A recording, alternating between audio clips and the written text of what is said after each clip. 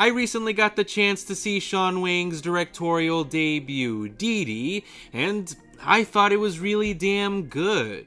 The story is set in the summer of 2008, right before an impressionable 13-year-old Taiwanese American boy named Chris is about to start high school.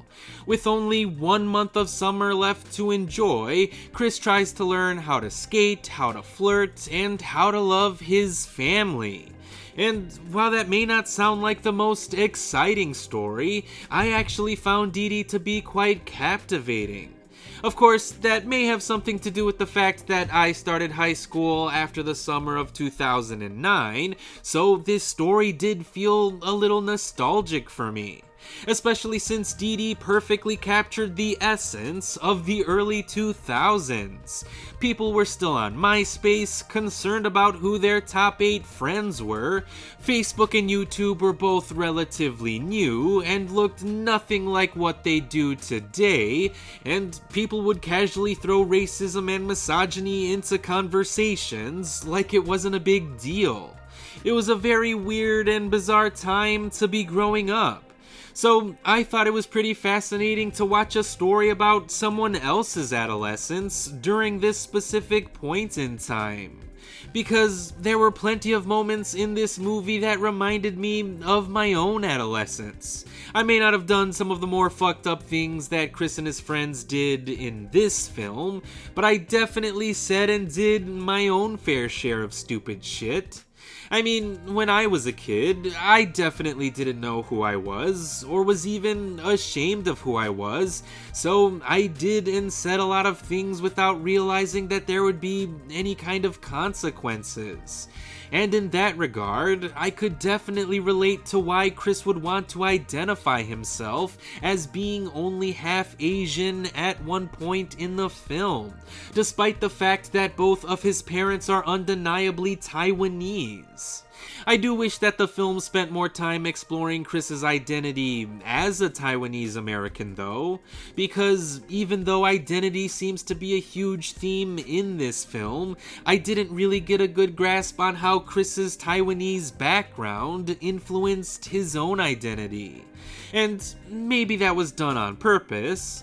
After all, Chris doesn't seem to be interested in his own Taiwanese heritage at this point in his life, but I think the movie could have benefited from exploring his culture and heritage a bit more.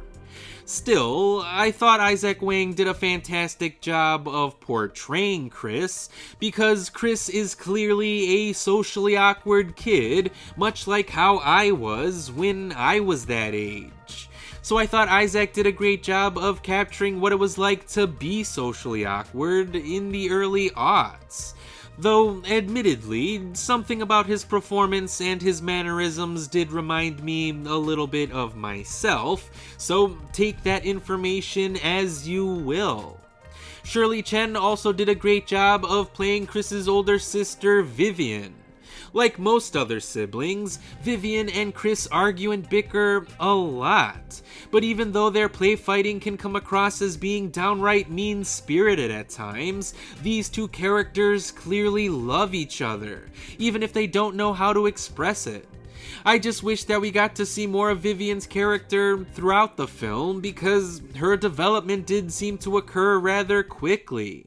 I mean, I get that the story is told from Chris's perspective, and since he doesn't spend a lot of time with Vivian at this point in his life, it makes sense that we wouldn't spend a lot of time with her either, but I think spending more time with Vivian would have made her growth feel a bit more natural, since we would have seen it change a little more gradually.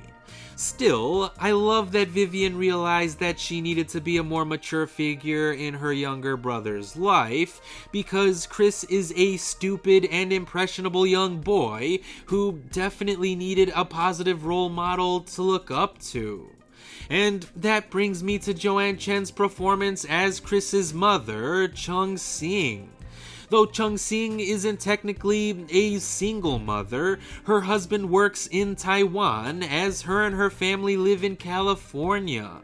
This means that she is effectively raising her children on her own, and we see how hard it is for her to do that throughout the film. Despite the fact that Chung-sing is clearly trying her best, she still has a terribly hard time connecting to her children because they live in a completely different world than what she's used to. Which is another reason why I wish the film would have explored the Taiwanese aspect of their family a bit more. Still, I absolutely love Chen's performance as Chung-sing. Her mannerisms are subtle, but she's able to convey a good amount of nuanced emotions through her character. She has unrealized dreams and aspirations of her own, and that makes her feel like a surprisingly well-rounded character. So Deedee is a well-written, well-acted, and well-made coming-of-age film. One that reminded me of what it was actually like to come of age for myself. But while it was fun for me to be thrown back into that era in time, I'm glad Deedee was able to depict this time frame with a critical lens. Because this is a very thoughtful film, not too dissimilar from other great coming-of-age movies like mid-90s or 8th grade. And while the movie may hit other people differently, I do think that it'll end up being one of my favorite films of the year. Which means that Deedee would definitely get a recommendation from me. And I appreciate anyone who stuck around to hear my full thoughts on this movie, so as always, thanks for watching. Okay, bye Pookie!